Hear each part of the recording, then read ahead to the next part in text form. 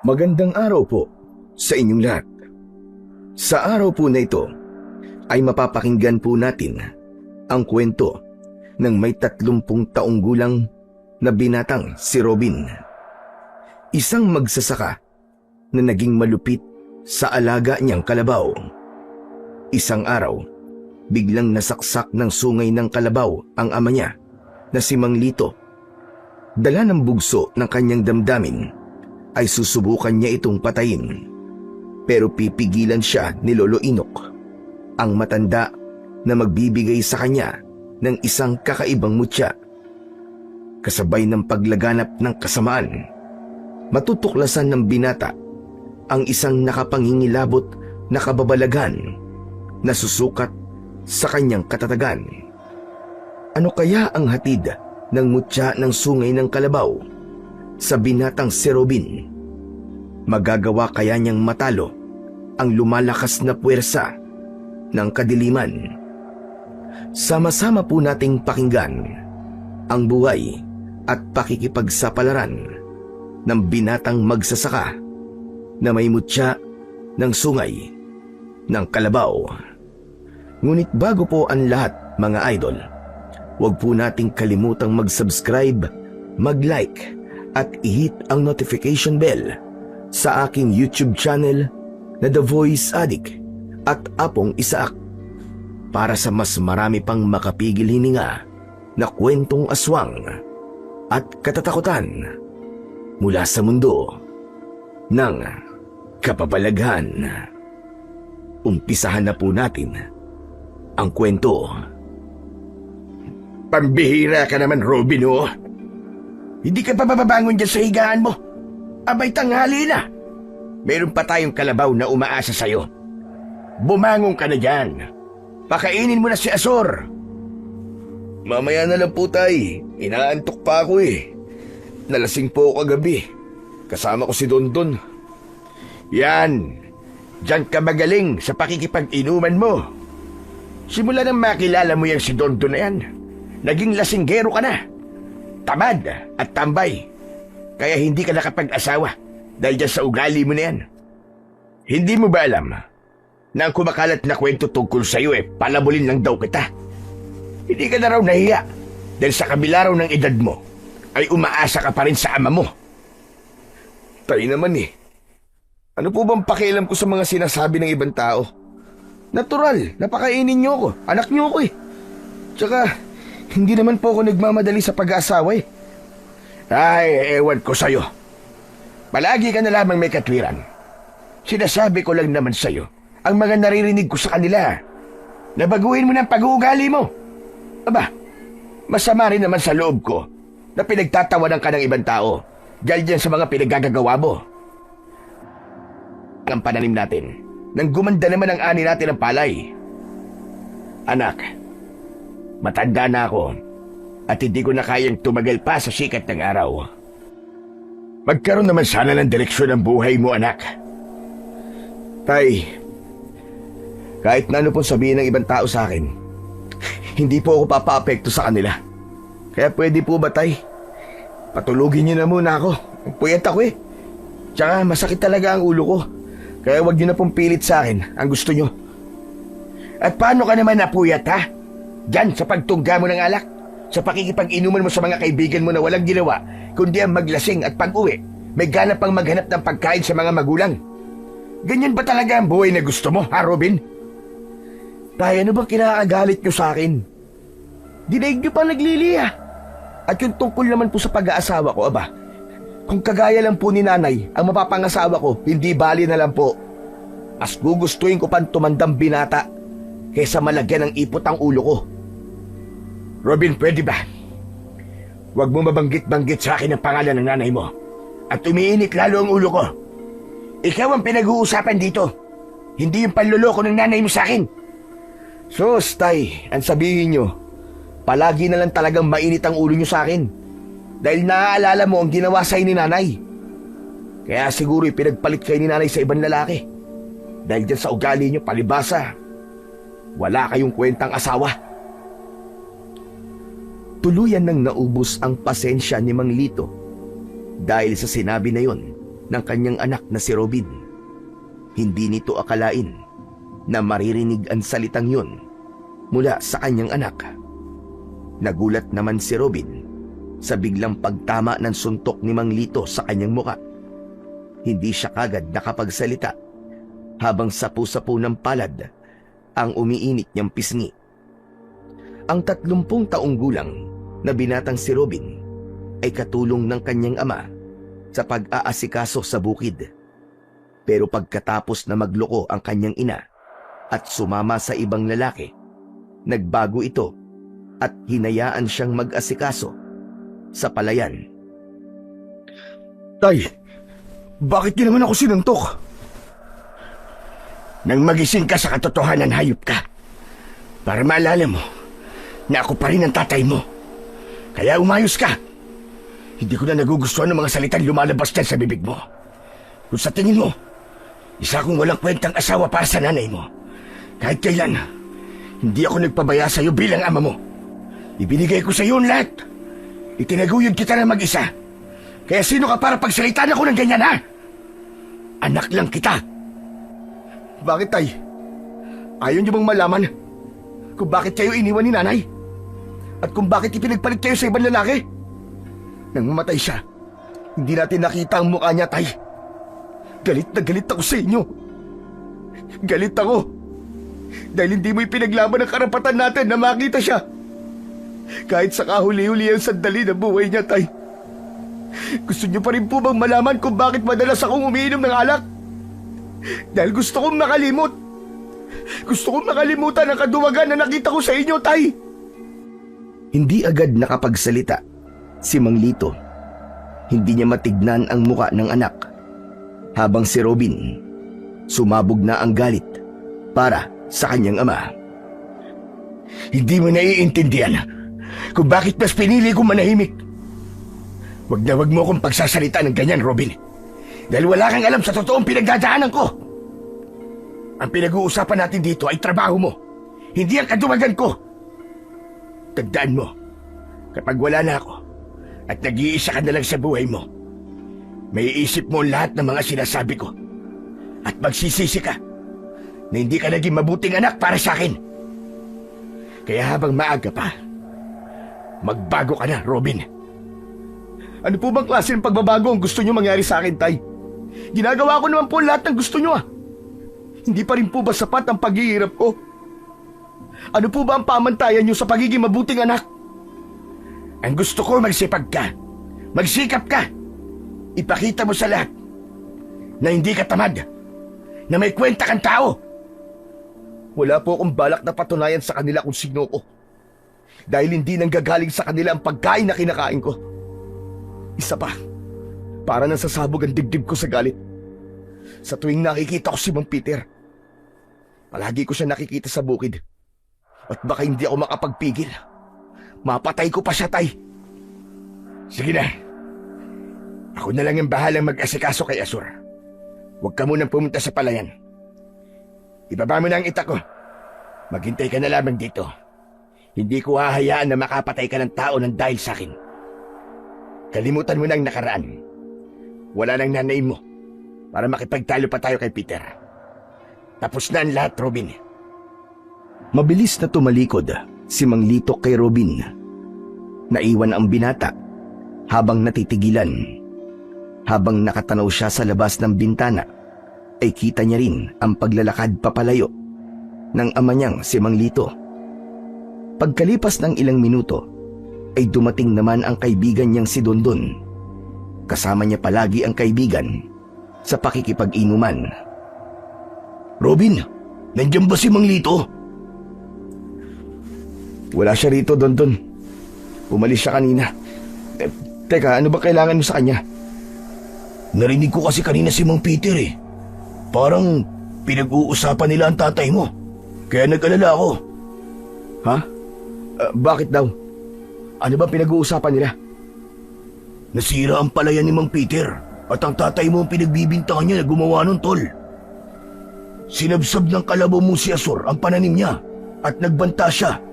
Napapatayin niya ang kalabaw mo at si Mang Lito. Hindi mo dapat hinayaan na mag-isa ang tatay mo, tol. Kaya tara na, Sundan natin siya. Subukan lang niya saktan ng tatay ko. At mapapatay ko talaga siya. Tama ng satsat, Robin. Kailangan na nating umalis. Ang mahalaga, maunahan natin sila kay Manlito. Nakita ko si Mang Peter Nagtungo sila sa palayan. Balak nilang saktan ng tatay mo. Kahit bilisan mo na, wala nang oras. Halos kalad ka rin ni Dondon si Robin palabas ng kanilang bahay. Pero hindi pa man sila natatagalan. Dumating ang mga kalalakihan. Nanlaki ang mga mata ni Robin nang makita ang kanyang ama na may dugo sa tiyan. Nilapitan niya si Mang Lito habang pangiwi-ngiwi ang muka nang dahil sa sakit. Tay, ano po nangyari sa inyo? Sino po may gawa nito? Si Mang Erwin ang sumagot sa tanong ni Robin dahil nahihirapan magsalita si Mang Lito. Sinabi nitong nasaksak daw ng sungay ng kalabaw ang kanyang ama. Tay, paano pong nangyari yun? Ano pong nangyari? Nagulat din ako sa kalabaw mo, anak. Hindi niya ako nakilala. Kaya sinuwag niya ako. Tay, patawarin niyo po ako, kasalanan ko po. Kung bakit nangyari po sa inyo. Pwede po bang padingin ang sugat niyo, Tay? Iniangat ni Robin ang damit ni Mang Lito at tumambad sa kanyang paningin ang malalim na sugat nito sa tiyan. Walang tigil sa pag-agos ang dugo nito na para bang gripo. Nanginginig ang kanyang mga kamay na muli siyang napasulyap sa muka ng kanyang ama. Humanda sa akin ang kalabaw na yun. Papatayin ko ang hayop na yun. Anak, teka, aksidente nangyari. Hindi mo kailangan saktan ng kalabaw. Walang isip yun. Hindi po aksidente nangyari sa inyo, Tay. Sinadya ng kalabaw na yun na saktan kayo. Tol, ano ka ba? Tama ang sinabi ni Mang Lito. Walang kasalanan ng kalabaw. Hindi niya alam ang kanyang ginagawa Ang mabuti pa siguro, ibaba na muna niyo si Mang Lito para malapatan na kaagad ng Pangunang Luna sa sugat niya. Dapat mahinto ang pagdurugo niyan. Tay, kailangan niyo po munang magamot kaagad. Hindi na. Huwag mo na akong alalahanin, anak. Kasama ko si Paring Erwin. Siya lang gagamot sa sugat ko. Hindi naman malalim Kaya ko to. Kahit sinasabi ni Mang Lito na ayos lang ito, ay hindi pa rin mapalagay si Robin. Mas nangibabaw ngayon ang galit niya para sa alaga niyang kalabaw. Maya-maya pa ay inilalayan ng mga kalalakihan ang kanyang ama na maipasok sa loob ng kanyang silid para doon gamutin. Saktong pagbaba ng katawan nito sa kanilang higaan ay mabilis na kumilos ang mga lalaking nagbuhat dito. Si Dondo naman ay agad na kumuha ng dahon ng bayabas sa labas ng kanilang bakuran at tumulong na rin sa panggagamot kay Mang Lito. Tol, maraming salamat sa tulong mo Pero kailangan ko munang umalis. Dito ka lang Tol, teka lang. Kilala kita Alam kong pupuntahan mo ang kalabaw na nanakit sa tatay mo. Huwag ka nang umalis. Mas kailangan ka ni Mang Lito rito. Hindi na ako makapaghihintay na hindi kami magkaharap ng kalabaw na yun, Tol. Lahat ng nanakit sa tatay ko, papatayin ko. Tol, luminahon ka muna. Hindi ganyan ang pagkakakilala ko sa'yo. Kung mahal mo ang tatay mo, sana ipakita mo yun sa pamamagitan ng pagtulong mo sa kanya sa bukid. Huwag mo na ituloy kung ano ang binabalak mo. Makinig ka sa akin, Tol. Dahil hindi sa lahat ng oras, dapat mong pairalin ang init ng ulo. Wala nang nagawa si Robin, kundi ang pakinggan ang sinabi ng kaibigan. Ibinaling niya ang kanyang atensyon sa kanyang ama na nakahiga sa katre at sinisimulan ng gamutin. Pagkalipas ng ilang sandali, ay natapos din sa panggagamot ang matandang si Mang Erwin. Saka lang nakahinga ng maluwag si Robin nang makitang huminto na ang pagdurugo sa sugat ni Mang Lito. Tol, kailangan ko na rin umalis Baka hinahanap na kasi ako sa amin Yung mga sinabi ko sa'yo kanina, Tol. Sana, wag mo nang ituloy. Hindi sumagot si Robin dahil gagawin niya talaga ang binabalak kanina. Pagkatapos magpaalam sa kanya ng kaibigan ay muling binalingan ni Robin ang kanyang ama. Sa pagkakataon na yon ay mahimbing na itong natutulog sa higaan. Nang matiyak niya na maayos at ligtas na ang kalagayan ni Mang Lito, iniwan niya ito saglit. Nilapitan niya ang kinaroroonan ng palakol. Binitbit niya yon at umalis sa kanilang bahay. Hindi siya nagpaalam sa mga lalaking tumulong sa kanyang ama. Tinahak niya ang daan papunta sa bukid. Pagkalipas ng ilang minutong paglalakad mula sa kanyang kinaroroonan, ay natanaw na niya ang kalabaw. Dumilim ang anyo ni Robin at mabilis na nilapitan ang hayop. "Humanda ka ngayon sa aking kalabaw ka, dahil papatayin kita!" Pagkalapit ni Robin sa kalabaw, abala pa rin ito sa pagsabsab ng damo sa lupa, habang nakadikit sa sungay nito ang dugo ni Mang Lito. Mahigpit niyang hinawakan ang palakol at akma na sanang papaluin niya ito sa ulo nang bigla siyang nakarinig ng kaluskos mula sa paligid. Nabitin sa ere ang hawak niyang palakol. Nagpalinga-linga siya, ngunit wala siyang nakitang ibang tao sa paligid. Tangka na sanang itutuloy ni Robin ang pagpalo sa ulo ng kalabaw nang biglang may nagsalita sa kanyang likuran. "Itigil mo yan! Kung hindi pa na-aksidente ang iyong ama, hindi mo pa maiisip ang pagkakamali mo. Ngayon naman, papatayin mo ang kalabaw na yan dahil iniisip mo na kasalanan yan nangyari sa tatay mo. Wala kang karapatan na saktan ang kalabaw na yan, kaya't ibaba mo ang palakol!" Humarap si Robin sa pinanggalingan ng boses. Ibinaba niya ang hawak na palakol at pinagmasdan ang kaharap. Isang matandang lalaki, may suot na salakot, may hawak na baston at kupasin ang damit. "Teka lang, ano po ang karapatan niyo para pigilan ako sa gagawin ko?" "May karapatan ako dahil ako mismo nagbigay ng kalabaw na yan sa ama mo." "Pero muntik niyang patayin si tatay. Ang dapat sa kanya ay mamatay." "Nagkakamali ka. Walang kasalanan si Azur. Ang totoong may kasalanan sa nangyari sa tatay mo, walang iba kundi ikaw. Kung ginawa mo lang ng maaga ang trabaho mo, hindi mapapahamak si Lito. Kaya wag mong ibintang sa kalabaw na yan ang pagkakamali mo." Sa tono ng pananalita niyo, parang kilalang-kilala niyo ako ah. "Oo, kilalang-kilala kita, Robin. Ikaw ang lalaking walang ibang inisip kundi ang magpasarap sa buhay mo. Kapag may iniutos sa iyo ang iyong ama, palagi kang natutulog. Kumikilos ka na parang pagong. Marami kang katuwiran para lang masunod ang gusto mo." Nagkakamali kayo sa mga sinasabi niyo. Wala kayong alam. Sino ba kayo? "Tinatanong mo kung sino ako? Ako si Lolo Inok, ang nagmamalasakit sa mga kalabaw. Ibinibigay ko yan ng libre sa mga magsasaka at may karapatan akong bawiin ang hayop kapag alam kong hindi sila maayos na naaalagaan. Ngayon naman, ay tatanungan din kita.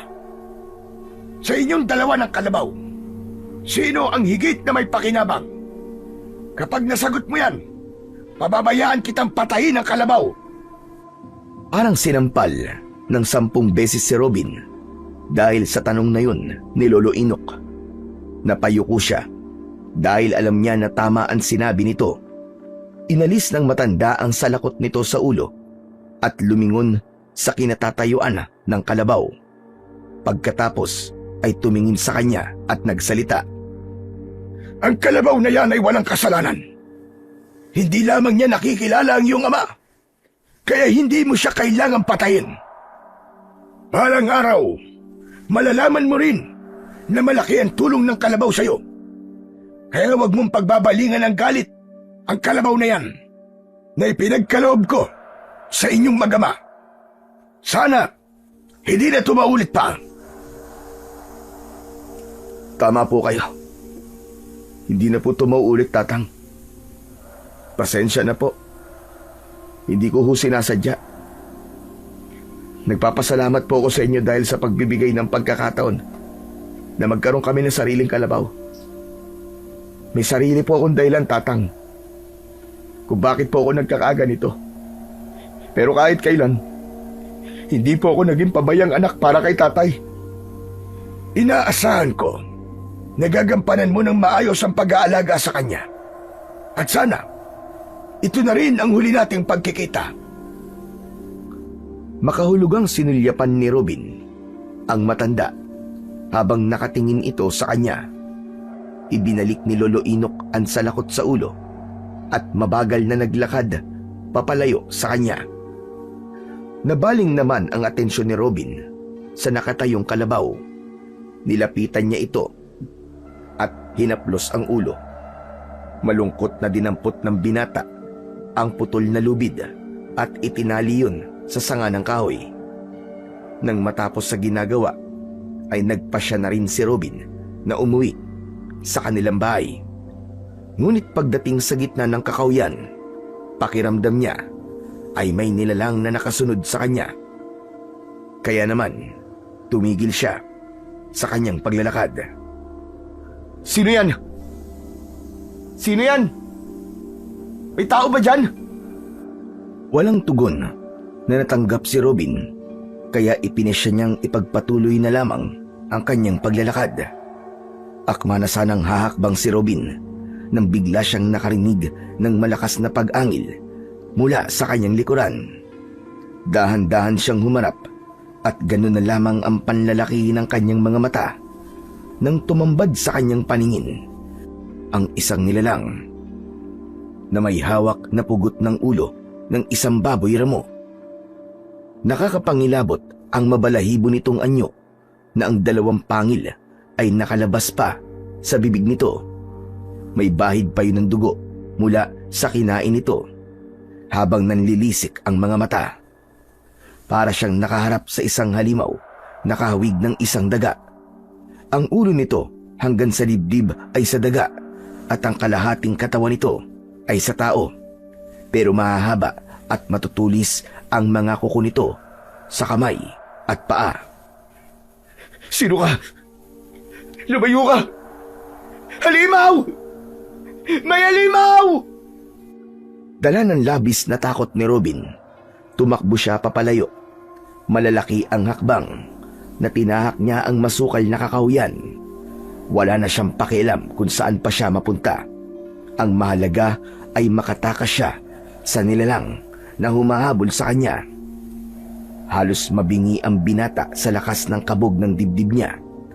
Konti lamang ang pumapasok na sikat ng araw sa kakahuyan na yon.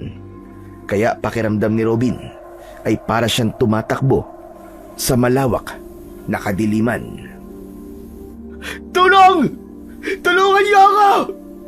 May halimaw! Kahit malakas ang sigaw ni Robin, ay parang walang nakakarinig sa kanya. Sa paglingon niya sa hulihan ng kanyang daan, ay mas lalo siyang nanghilakbot nang makitang malapit na siyang abutan ng aswang na humahabol sa kanya. Diyos ko, hindi maaari ito! Tulungan niyo ako, Panginoon! Iligtas niyo po ako! Mas lalong binilisan ni Robin ang pagtakbo kahit nauubusan na siya ng lakas. Paulit-ulit siyang sumisigaw, humihingi ng tulong, ngunit patuloy lamang siyang hinahabol ng halimaw. Huwag mo na akong bahirapan. Bumalik ka rito. Kapag naubos ang pasensya ko sa'yo, dudurugin ko ang mga buto mo. Umaalingaw-ngaw ang malakas na pagsigaw ng halimaw. Habang hinahabol nito si Robin, umaasa siya na makikita niya ang matandang si Lolo Inok para siya ay iligtas. Sinuong ni Robin ang masukal na kagubatan, ngunit bigla siyang natigilan nang tumama sa kanyang batok ang pugot na ulo ng baboy ramo. Alam ni Robin na nang mga sandaling yun ay nasa tabi na niya ang aswang. Hindi! Diyos ko! Tulungan niyo po ako! Tinubukan ni Robin na bumaling sa ibang direksyon para tumakbo, pero tumigil siya sa paghakbang. Saan ka pupunta? Hindi ko hahayaan na mabuhay ka pa! Layuan mo ako! Halimaw ka! Layuan mo ako! Nakita mo na ang mukha ko. Hindi maaaring may makalam ng tungkol sa akin. Lumayo ka sa akin, halimaw ka! Lumayo ka! Kampun ka ng kadaliman! Sabihin mo na ang sabihin mo. Pero wala ka na magagawa. Dahil malapit na kitang patayin. Uunti-untiin ko ang laman mo at dudurugin ko ang mga buto mo hanggang sa mamatay ka. Diyan ka lang! Diyan ka lang! Huwag ka lalapit sa akin! Ngunit bingi ang halimaw sa mga sinabi ni Robin. Ngumisi ito na nagpalitaw pa sa malalagari nitong mga ngipin. Tumutulo ang malapot nitong laway mula sa bibig na may bahid pa ng dugo. Humakbang ang aswang papalapit sa kanyang kinaroroonan, habang ang dibdib ni Robin ay para ng sasabog dahil sa galit at takot. Bigla niyang naalala na hawak niya ang palakol, kaya iwinasiwas niya yun sa ere. Pero mas lalo lamang naging agresibo ang aswang sa pagsunggab sa kanya.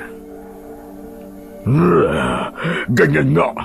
Lumaban ka lang para mas masarap ang lasa ng dugo mo. Ang gusto ko pa naman ay yung mainit-init pa na dugo na may bahid ng takot. Sige, subukan mo lumapit. Hindi ka sasantuin ng palakol ko. Tatagpasin ko talaga ang ulo mo. Tinikap ni Robin na mapigilan ang paglapit ng aswang sa kanyang kinatatayuan, pero hindi ito nagpapakita ng takot. Idinipa nito ang braso habang umaangil na parang nauulol na aso.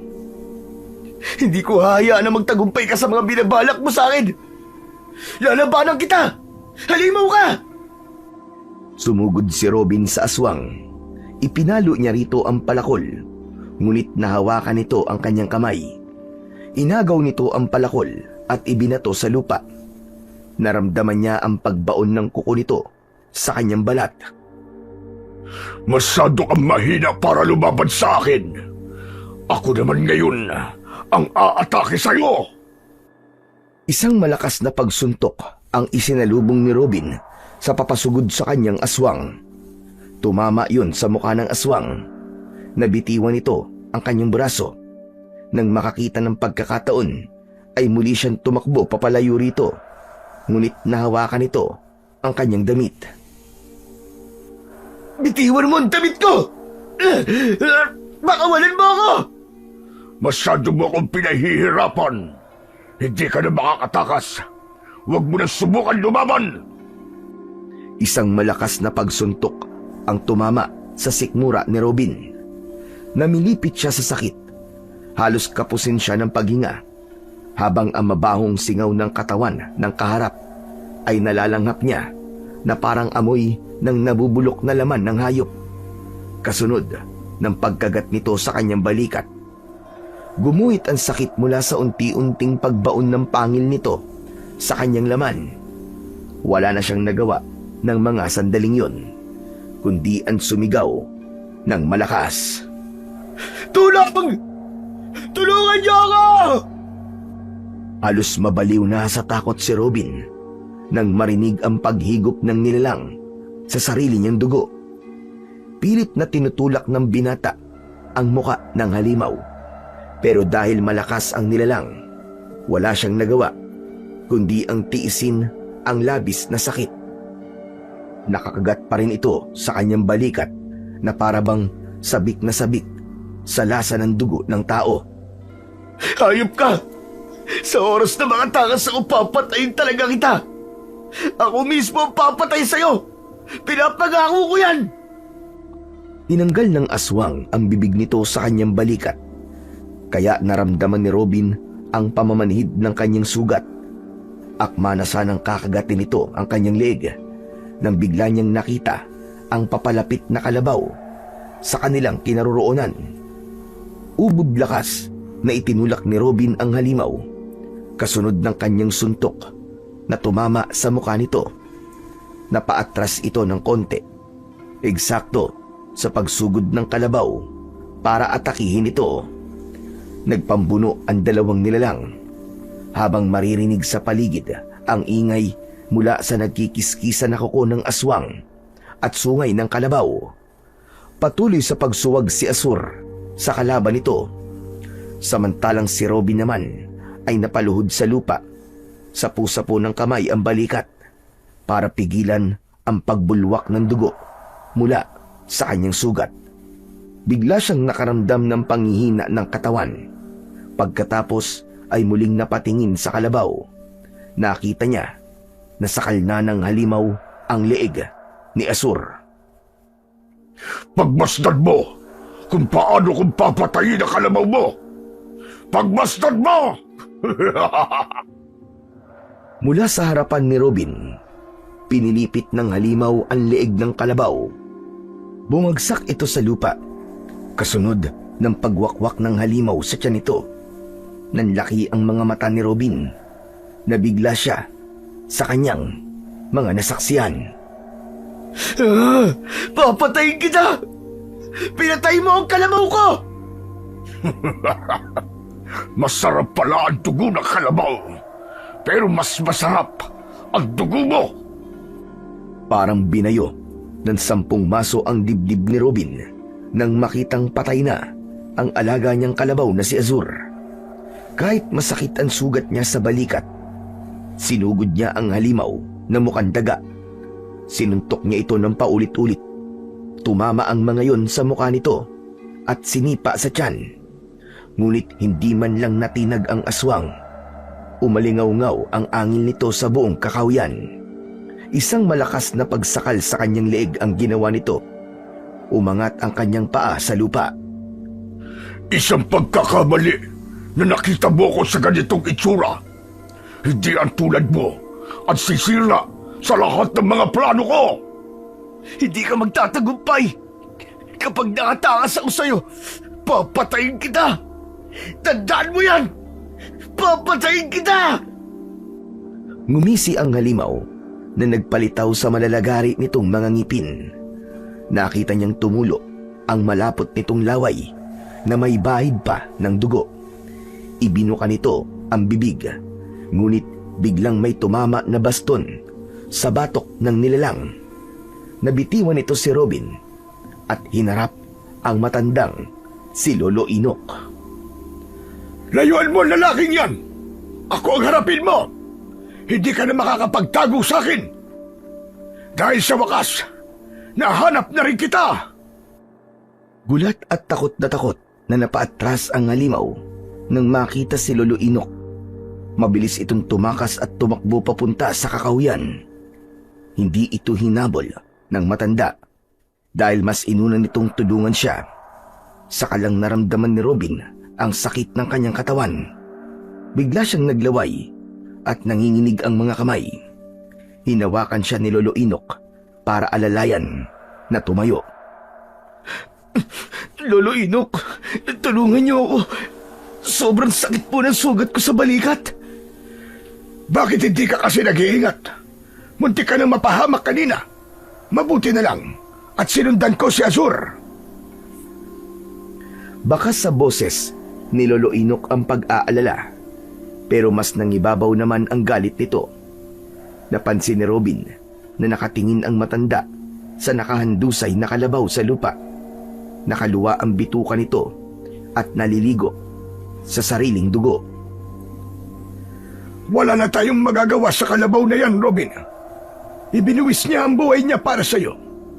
Ang mahalaga ngayon ay madala kita sa bahay ko. Nasa panganib ka dahil sa hawa ng aswang. Ayaw pa sanang umalis ni Robin dahil sa alaga niyang kalabaw. Pero kakaiba ang nararamdaman niya sa sugat niya sa balikat. Pakiramdam niya ay nandidilim ang kanyang paningin. Biglang nanigas ang kanyang binti. Diyos ko, kumakalat ng lason sa katawan mo. Pilitin mong makapaglakad ng maayos, Robin. Konting tiis na lang. Malapit na tayo sa bahay. Hindi maipaliwanag ni Robin ang sakit na nararamdaman. Pakiramdam niya ay may mga insektong gumagalaw sa kanyang balikat. Lolo Inok, aray, hindi ko na po kaya ang sakit. Sobrang sakit na po. Abay, tiisin mo para mabuhay ka. Paglabanan mo iyo. Magsasalita pa sana si Robin nang bigla siyang nabuwal sa pagkakatayo. Abnormal na tumirik ang kanyang mga mata at nanigas na rin ang kanyang panga. Lahat ng mga yon ay hindi kayang kontrolin ng katawan niya. Naramdaman niya ang kamay ni Lolo Inok. Pilit siya nitong itinatayo hanggang sa tuluyan ng magkikikisai ang katawan ni Robin. Dala ng labis na sakit ay nawalan na siya ng malay. Nagising si Robin sa matigas na higaan. Sumalubong sa kanyang pang-amoy ang singaw ng insenso at kamangyan. Nagmulat siya ng kanyang mga mata. Nakita niya ang matanda na naglalagay ng dinikdik na luya sa kanyang balikat. Huwag ka na munang kumilos. Baka matanggal ang gamot. Mabuti na lang at naagapan ko ang pagkalat ng hawa at laso ng aswang. Lolo Inok, pasensya na po. At namatay si Asur nang dahil sa akin. Ano po bang klaseng halimaw ang umatake sa akin kanina? Sila ang aswang na kung tawagin ay hagibis. Isang nilalang na pumapatay ng tao at hayop. Meron din silang kakayahang maging normal na tao sa araw.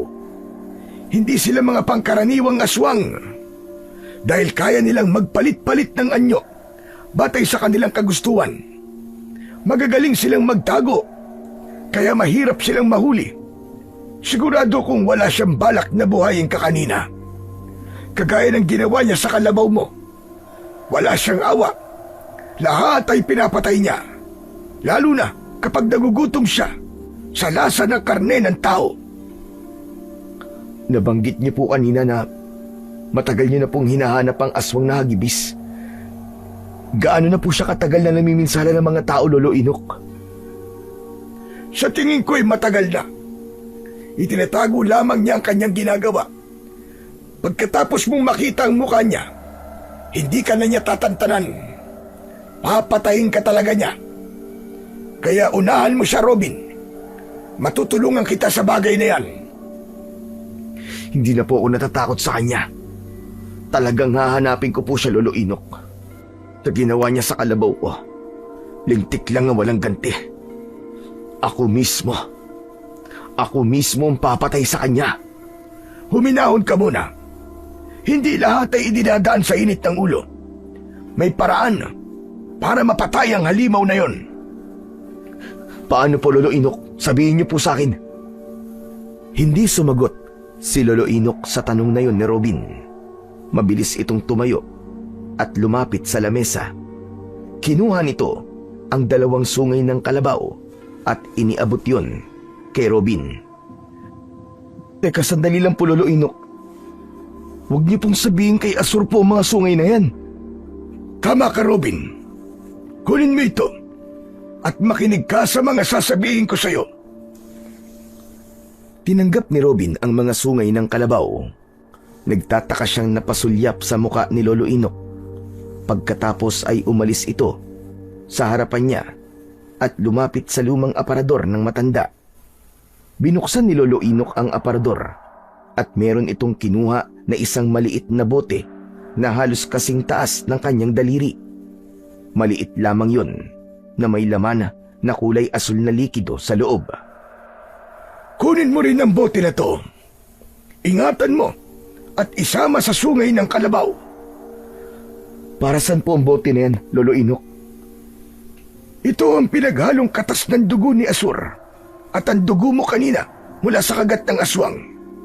Ito rin ang dahilan kung bakit takot sa akin ng aswang kanina. Dahil kilala niya ako bilang isang antingerong pumapatay sa mga lahi niya. Magagamit mo to laban sa kanila. Kailangan mo lang ng kakaibang lakas at tapang ng loob. Bakit niyo po sinasabi sa akin ang bagay na yan?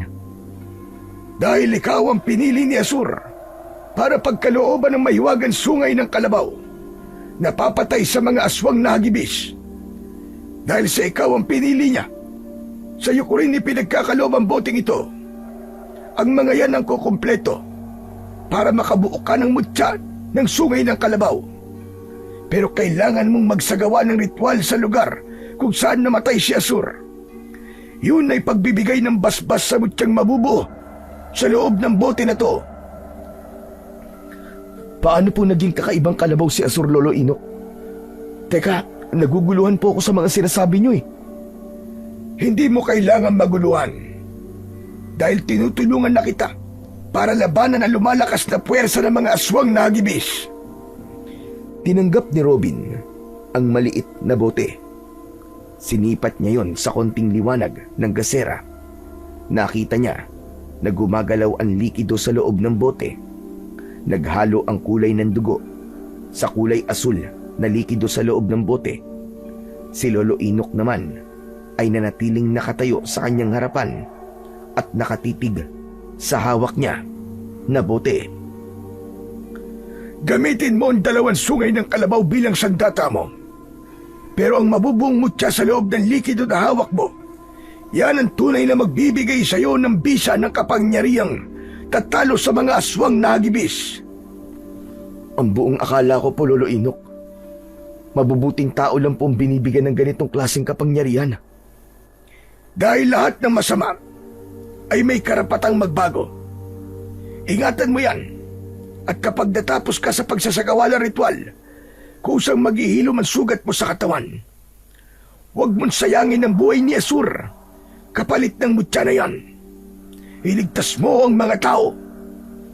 Pero Lolo Inok, bakit po ako? Bakit ako po ang napili? Marami naman po dyan na masigit na karapat-dapat sa mutya kumpara po sa akin. Tulad ng sinabi ko, si Asur ang pumipili sa bagong tagapangalaga. Siya lang din ang magpapasya kung kanino niya ibibigay ang kanyang sungay. Kung sino ang iniligtas niya at pinagbuwisan niya ng buhay, yun din ang taong napili niya para sa mutya. Siguro nakita niya na may kakayahan kang maging isang bagong tagapangalaga. Kaya naman ipinagkatiwala niya sa iyo ang kapangyarihan ng sungay. Huwag mong bibiguin ang tiwalang ibinigay sa iyo ni Asur. Ngayong gabi, simulan mo na ang pagsasagawa ng ritual. Hindi na yan pwedeng ipagsabukas pa dahil sa oras na umulan at mabura ang dugo ni Asur sa lupa. Mawawalan na ng bisa ang kapangyarihang taglay ng mutya at ng mga sandata. Sige ho, ituro niyo po sa akin kung paano po magsagawa ng ritual at sisimulan ko na ang pagbuo sa bisa ng mutya. Isaulo mo ang orasyong nakadikit sa bote. Gagawin mo yon nang nakapikit at humiling ka ng salita na bukal sa loob mo. Sa gitna ng bakas ng dugo ni Asur, doon ka uupo. Pero bago yon, meron pa akong hindi nasasabi sa iyo. Umayo si Lolo Inok at hinawakan siya sa kanyang balikat. Nilapitan nito ang lumang aparador na binuksan kanina at nilakihan ang pagkakabukas nun. Tumumbad sa kanyang paningin ang maraming bote na merong iba't ibang kulay. Humarap sa kanya si Lolo Inok at sumenyas ito na lumapit siya sa kinaroroonan ng aparador. Pasensya ka na. Hindi kita masasamahan. Kailangan mong harapin ng mag-isang tungkulin na nakaatang sa'yo. Hanggat maaari ay walang dapat na makaalam tungkol sa kapangyarihan mo. Pagmasdan mo ang bote na to. Lolo, para saan po yan? Bakit marami po kayong bote at garapon na naglalaman ng iba't ibang klaseng likido? Hindi yan likido, Robin. Isa itong kulungan ng mga nilalang na napapatay ko. Lahat ng mga nilalang na napatay ng mutya ng sungay ng kalabaw ay dito ko ikinukulong. Ano po? Teka, sandali lang po, Lolo. Paano naman po nangyari yun? Paano po nagkasya ang mga nilalang sa maliit na bote na yan? Sagrado ang bote na yan, Robin. Dati akong antingerong ermitanyo na naghahanap ng masasamang nilalang na maikukulong ko sa mga boteng yan. Lahat ng pinapatay ko, nagkakaroon ng hiwalay na usok batay sa kanilang kakayahan. Sa oras na masugatan mo sa katawan ng aswang na hagibis, gamit ang sungay ng kalabaw, kusang magbubukas ang takip ng bote at hihigupin ito ang malausok na enerhiya ng aswang. Kaya magkakasya talaga siya sa loob. Ang ibig niyo pong sabihin ang bote po na ibinigay niyo sa akin ay hindi lang basta nagbubuo ng mutya, kundi kulungan din po to ng mga nilalang na mapapatay ko. Ganun ho ba? Tama ka. Kaya nga ipinakita ko sa iyo ang mga boteng ito. Isa na lang na bote ang walang laman. Malapit na itong makumpleto. At saka, gusto ko rin malaman mo na hindi magiging madali ang panganib na haharapin mo. Alam mo ba ang ibig sabihin ng salitang hagibis? Kung bakit yun ang pangalan ng aswang na kakalabanin mo? Hindi po, Lolo Inok. Wala po akong ideya. Ang hagibis ay salitang naglalarawan sa mabilis. Dahil mabilis sila sa lahat ng bagay. Umatake, pumatay, at magpalit ng anyo. Pero nag-iisang kahinaan nila ay ang mutya ng sungay ng kalabaw. Ngayong alam mo na kung gaano sila kalupit. Tugisin mo sila, Robin. Simulan mo na ang pagsasagawa ng ritual. May tiwala ako sa iyo, Robin. Gagawin ko po ang lahat para hindi po masayang ang pagbubuwis ng buhay ni Asur. Isang tapik sa balikat ang itinugon ni Lolo Inok sa sinabi ni Robin. Pagkatapos ay isinara nito ang pinto ng aparador. Inihanda ng binata ang lahat ng kanyang dadalin, saka nagpaalam kay Lolo Inok. Mabilis siyang naglakad papunta sa kakawyan. Tanging ang liwanag lang ng buwan ang nagsisilbi niyang tanglaw sa daan. Maigpit ang kapit niya sa sungay ng kalabaw, habang ang bote ay inilagay niya sa kanyang bulsa. Pagkalipas ng ilang minutong paglalakad, nakarating siya sa gitna ng kakawyan. Nakita niya ang bakas ng dugo sa lupa, ngunit wala na ang katawan ng kalabaw. Naupo siya sa gitna nito. Inilapag niya rin sa kanyang tabi ang dalawang sungay. Nakapikit ang mga mata ni Robin habang dahan-dahan na itinaas ang bote, kasabay ng pagsambit ng orasyon at panalangin na siya lamang ang nakakarinig. Nagsusumamo ko sa kalikasan. Dinggin mo ang aking kahilingan. Ikaw ang maging sandata ko laban sa kasamaan. Isang pakiusap na magbibigay sa akin ng lakas at bisa para sa mutya. Umihip ang malakas na hangin at dumampi sa kanyang balat ang lamig nito. Tumayo si Robin habang hindi nagmumulat ng mga mata. Isang malakas na pagsigaw mula sa lalamunan ni Robin ang kumawala. Pagmulat niya ng kanyang mga mata, ay nagulat siya nang makitang lumutang ang sungay ng kalabaw sa kanyang harapan, habang ang boteng hawak niya umiinit at kumukulo ang likido sa loob nun. Dala ng labis na gulat, napaatras siya ng hakbang. Biglang lumabas ang kulay asul na usok mula sa bote. Bumalot yon sa nakalutang na sungay at nabuo ang isang bato. Ano to? Paanong nangyari to? Ang bato na kumikislap sa kanyang harapan ay panay ang paglagablab na parabang nasusunog na kuryente. Hindi natakot si Robin. Hinawakan niya ang bote ng maigpit. Ang nakalutang na sungay ng kalabaw ay naglao sa kanyang harapan, pati na ang bote sa kanyang kamay, at naiwan ang bato na hindi nawala sa loob ng kanyang palad. Teka, nasa na yun? Nasa na yung bote? Akala ko ba doon ko'y kukulong ang halimaw na mapapatay ko? Pinagmasdang mabuti ni Robin ang bato sa kanyang kamay, pero hindi pa man siya natatagalan sa pagkakatayo sa lugar na yon. Biglang nagpakita ang mga nilalang na taong daga. Umaangil ang mga ito na handa ng sumunggab. Saktong paglundag ng isang aswang sa kanyang kinatatayuan, muling lumitaw ang sungay ng kalabaw sa kanyang palad. Bago pa makalapit sa kanya ang aswang, nasaksak niya na ito sa dibdib. Kung ganun, lilitaw lang ang dalawang sungay kapag nasa panganib ako at may aswang sa paligid. Dali-daling isinilid ni Robin ang mutya ng sungay ng kalabaw sa kanyang bulsa, habang nakatutok sa kalaban ang kanyang sandata. Magmula sa gabing ito, ako nang makakalaban nyo. Mga anak kayo ng dilim. Humanda kayo sa akin! Agad na sinugod ni Robin ang mga kalaban. Ang unang humarap sa kanya ay agad niyang inatake ng saksak sa tiyan at dibdib.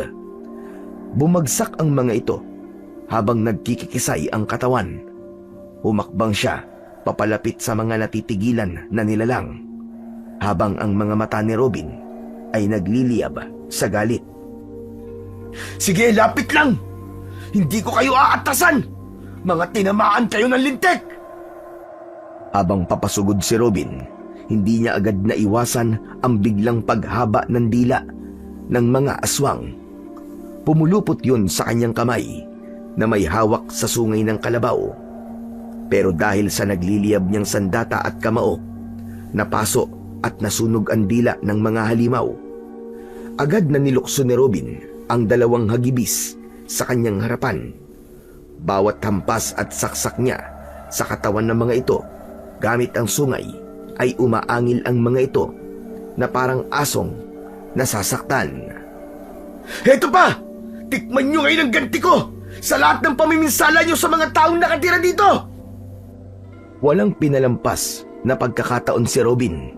Lahat ng tamaan ng sungay ng kalabaw ay agad na nagliliyab at nasusunog ang katawan. Ang natitira naman na mga aswang ay sabay-sabay na umatake sa kanya. Mabilis na sinalubong ng binata ang mga kalaban. Bawat ikot niya ay isa-isang bumabagsak ang mga ito sa lupa habang sumusuka ng dugo. Sa kanya gigilitan ang leeg gamit ang matutulis na dulo ng sungay. Pagkatapos na mapatay ni Robin ang lahat ng mga aswang, tumayo siya habang pinagmamasdan ang mga nagkalat na abo sa lupa. Humihingal na tinignan ni Robin kung paano naglaho ang sungay ng kalabaw sa palad niya. Ang maiwagang bote na lang ang kailangan kong matutunan kung paano palalabasin. Sa tingin ko, may mga bagay pa akong dapat na matutunan. Pero sa ngayon, nagawa ko ng labanan at paslangin ng mga aswang. Natuklasan ni Robin na kusang naglalaho ang sungay ng kalabaw kapag wala na ang banta ng mga aswang sa paligid. Maya-maya pa ay nakarinig siya ng yabag ng mga nagroronda mula sa mga kalalakihan. Nakita niyang lumiwanag ang sulo ng mga ito sa kakahuyan. Papunta yun sa kanyang kinaroroonan. Nagsalubong ang paningin nilang dalawa ni Dondon. May dala itong sibat at sulo na kawayan. Tol, Diyos ko! Akala ko kung napaano ka ni. Nandito ka lang pala. Alam mo bang nag-aalala na sa'yo si Manlito? Pasensya ka na, Tol, ha? Hinahanap ko kasi si Asur eh. Nawawala siya. Hindi ko tuloy alam kung paano to ipapaliwanag kay tatay eh.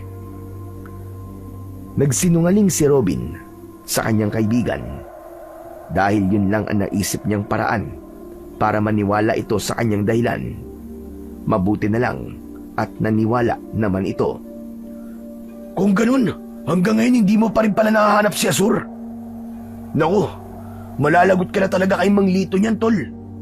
Paano ba nawala si Asur? Baka naman pinatay mo siya. Ano ka ba, hindi ko magagawa yun, Tol, maniwala ka. Pagdating ko talaga sa palayan, wala na siya, Tol. Hindi ko talaga alam kung saan siya hahanapin eh. Eh di ba nga sabi ni Manglito, nang mangyari ang pagsuwag sa kanya ni Asur, ay napatid dito ang tali. Baka naman natakot yung kalabaw at nagpakalayo-layo na. Sumang-ayon na lang si Robin sa sinabi ng kanyang kaibigan. Pagkalipas ng sandaling katahimikan, ay nagpasya ang dalawa na sumama muna sa mga nagrorondang tanod. Habang ang dibdib ni Robin ay para ng binabayo ng maso. Madalas din ang paglingon niya sa paligid dahil sa pag-aalala na baka bigla silang salakayin ng mga aswang na hagibis. Pagkatapos nilang makarating sa dulo, ay bigla na lang naramdaman ni Robin ang pag-iinit ng mutya sa kanyang bulsa, kasunod ng paglabas ng 2 sungay sa kanyang mga kamay. "Tol, humanda ka. May mga nilalang sa paligid natin. Huwag kang hihiwalay sa tabi ko." Ano? Teka tol, bakit ganyan naman ang kilos mo? Para kang ewan sa itsura mo ah. Nagtaka si Robin sa sinabi na yon ni Dondon. Tiningnan rin ng binata ang kanyang kamay na may tangan ng nagliliwanag na sungay ng kalabaw. Kung ganon, hindi mo nakikita ang sandata sa mga kamay ko? Ano ka ba naman tol? Ano bang pinagsasasabi mo? Napalunok ng laway si Robin. Hindi siya makapaniwala na siya lang pala ang nakakakita sa sungay ng kalabaw. Isa pa tol, tigilan mo na nga ako sa mga paganyan-ganyan mo. Nakakatakot ka na. Kanina ka pang balisa. Tsaka, ano ba yung nasa balikat mo ha? Biglang naalala ni Robin na nasugatan siya sa balikat. Kinapa niya yon at nagtaka nang maramdaman na wala na ang sakit. Totoo ang sinabi sa kanya ni Lolo Inok. Naghilom nga ang sugat niya pagkatapos magkaroon ng bisa ang mutya ng sungay ng kalabaw. Maya-maya pa ay biglang nagbago ang amoy ng ihip ng hangin. Tol, oo nga no. Mukhang tama ka nga. Sinundan ni Robin ang tinitignan ni Dondon. Lahat ng mga tanod na nasa harapan nila ay umatras, nakikiramdam sa mga nilalang na nakaharang sa kanilang daraanan. Agad na nagpasirko-sirko sa ere si Robin at hinarap ang mga aswang. Mga diablong buwang kayo! Ako ang harapin ninyo! Robin, ano bang pinagkagagawa mo? Pambira ka naman oo! Ngayon ka pa ba talaga magyayabang? Hindi ako nagyayabang, tol. Dahil kaya ko talaga silang labanan. Muling hinarap ni Robin ang mga kalabang aswang. Maigpit niyang hinawakan ang 2 sungay ng kalabaw at lumikhayon ng malakas na liwanag na tanging siya at ang mga aswang lang ang nakakakita. Napayuko ng muka ang mga hagibis dahil nasilaw sila sa liwanag. Sinamantala ng binata ang pagkakataon. Agad siyang umatake at kinalaban ang lahat ng mga nilalang na nakaharang sa kanilang daraanan. Bawat palo ng sungay sa katawan ng mga nilalang ay umaangil ang mga ito na parabang asong nasasaktan. Bumagsak ang mga ito sa lupa at agad na nasunog ang katawan. Doon sa likod nyo! May mga halimaw! Ngunit huli na para pigilan ni Robin ang mga kalaban na patraidor na umatake sa kanila. Tinulungan niya si Dondon na napapailaliman ng aswang, ngunit biglang tumama ang malakas na suntok sa kanyang tiyan. Bumagsak siya sa lupa. Akma na sanang babangon siya nang makita niya ang nakatayong nilalang sa kanyang harapan. Ito ang halimaw na pumatay kay Azur. Akala mo ba ay hahayaan pa kitang makatakas? Magpasalamat ka at nakita ko ang pakilamerong matanda na yun. Pero ngayon, sisiguraduhin ko na mamamatay ka na. Hindi mo yan magagawa dahil lalabanan kita ng sabayan. Pinatay mo ang kalabaw ko, hayop ka. Kaya't papatayin din kita. Umalingaw-ngaw ang pag-angil ng pinuno ng mga aswang. Hindi natinag si Robin. Umatake siya rito, pero sinalubong siya nito ng malakas na suntok sa sikmura. Dinampot siya nito sa pamamagitan ng pagsakal sa kanyang leeg. Ibinalibag siya nito sa lupa ng paulit-ulit hanggang sa tumilapon siya sa damuhan habang namimilipit sa labis na sakit. Ang naglalagablab na sungay ng kalabaw sa kanyang kamay ay tuluyang naglaho. Bumakas ang pag-aalala sa muka ng binata. Hindi ba sinabi sa'yo ni Inok na ang kapangyarihan na naipasa sa'yo ay walang lakas para labanan ako? Anong ibig mo sabihin, hayop ka? Hindi mo ba natatandaan na ako ang pumatay sa kalabaw mo? Ang ibig sabihin nun, mahina ang pisa ng mutya sa akin. Dahil ako ang pumatay sa tagapangalaga ng mutya. Ang saya naman. Akala ko ba may panlaban na siya para sa akin? Sabihin mo sa matandang yun, hindi niya ako mahuhuli. Hindi siya magtatagumpay na maikulong ako sa bote. Kaya siguro gumamit siya ng mauuto na kagaya mo. Dahil hindi niya ako kaya. Malakidlat itong lumapit kay Robin. Dinampot nito ang damit niya at muli siyang inihagis sa kinaroroonan ni Dondon na nawalan na rin ng malay dahil sa kagat ng aswang. Gumapang si Robin. Naramdaman niya ang takot. Nabigo siya sa unang pagkakataon. Akma na sanang kakagatin siya nito nang biglang lumitaw ang isa pang hagibis at sinunggaban nito ang pinuno ng mga aswang. Nagpambuno ang dalawang nilalang sa harapan niya, pero sadyang malakas ang katawan ng pinuno ng mga aswang at nagawa nitong suntukin ng 5 beses sa dibdib ang nilalang na tumulong kay Robin. Itigil mo yan, hayop ka! Ako ang harapin mo! Ngumisi ang halimaw at umalingaw-ngaw ang malakas na halakhak. Nakadipa ang kamay nito habang humakbang papalapit sa kanyang kinatatayuan. Bago pa man siya makapaghanda sa muling pagsugod ng aswang, ay nilundag na siya nito at kinalmot sa dibdib. Ramdam na ramdam ni Robin ang sakit, pero lumaban siya. Gumanti siya rito ng malakas na suntok. Tumama yun sa mukha nito, pero hindi nito ininda ang sakit. Lalabanan kita kahit wala na akong kapangyarihan! Dala ng galit, binayo ni Robin ng suntok ang muka ng kalaban. Bawat suntok niya ay unti-unting lumitaw ang malakas na liwanag mula sa mutya na nasa loob ng kanyang bulsa. Ubod lakas niyang sinuntok ang dibdib ng aswang na hagibis. Ito na ang magiging katapusan mo! Hayop ka!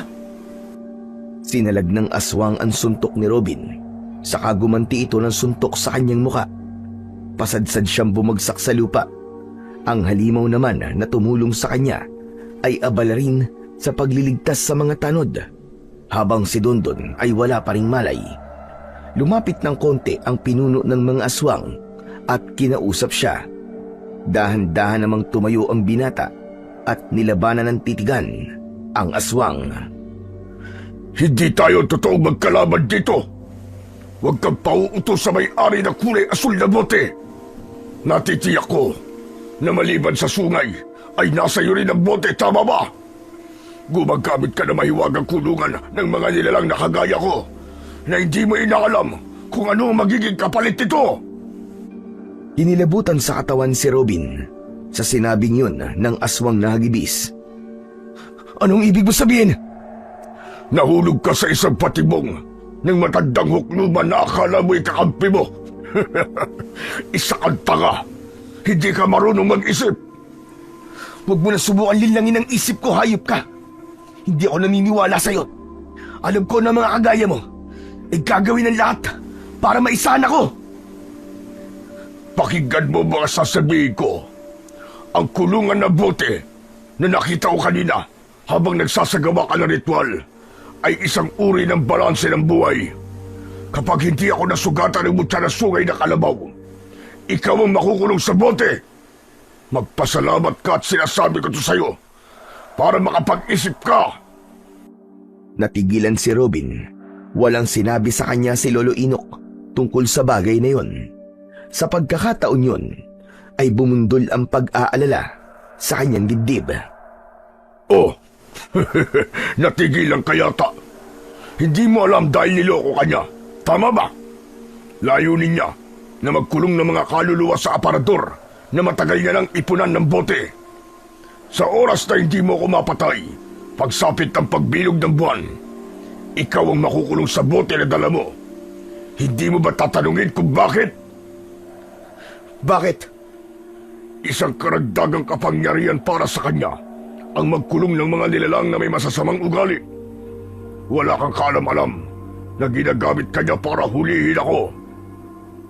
At kapag hindi kita pinatay, ako naman ang makukulong sa sisidlan. At hindi ko yun hahayaan. Nasa ilalim ka na kanyang kapangyarihan.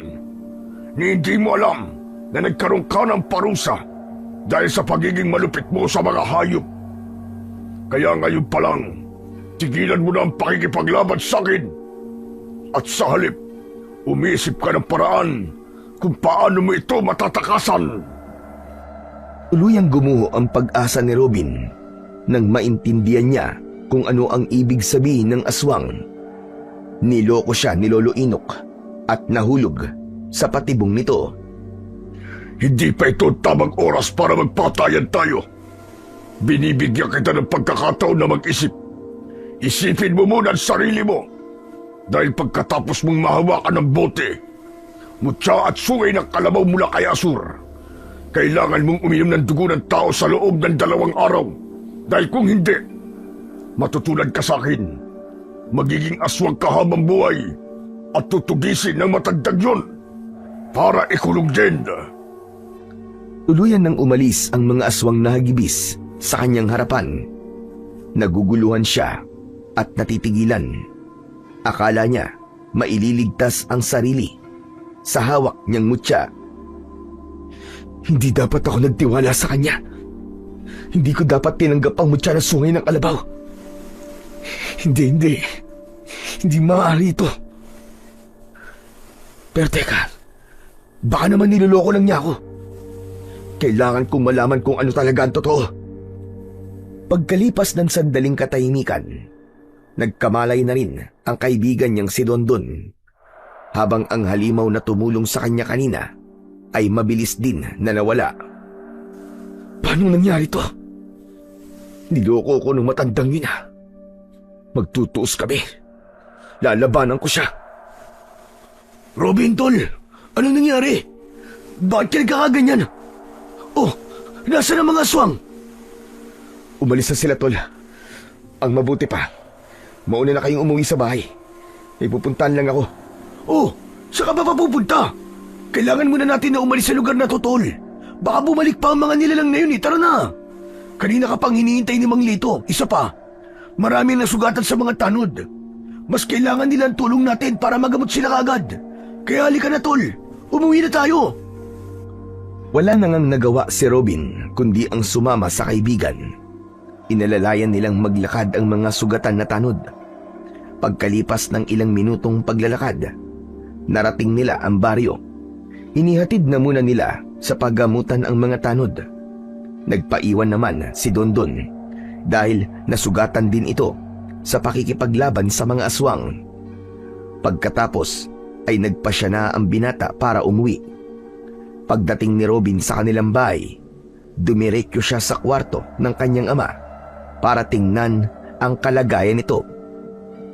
Nadatnan niyang balot ng kumot ang katawan nito na para bang nilalamig. Tay, nandito na po ako. Pasensya na po kayo kung ginabi po ako ng umuwi. Nag-aalala lang ako sa iyo, anak. Bakit ba ang tagal mong umuwi? Pati si Dondon, hindi na rin nakabalik. Tay, ang totoo niyan, sinalakay po kami ng mga aswang kanina. Marami po nasugatan, pati po si Dondon. Tsaka si Asur po, tay. Wala na rin po siya. Pinatay po siya ng aswang nahagibis. Ibinuwis po niya ang buhay niya para sa akin. Tay, patawarin niyo po ako kung hindi ako naging mabuting anak sa inyo.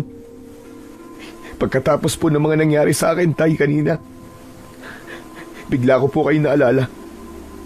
Nagsisisi po ako na naging pasaway po ako sa inyo. Anak, hindi ka pa naman gumagawa ng kasalanan sa akin. Matagal na kitang pinatawad.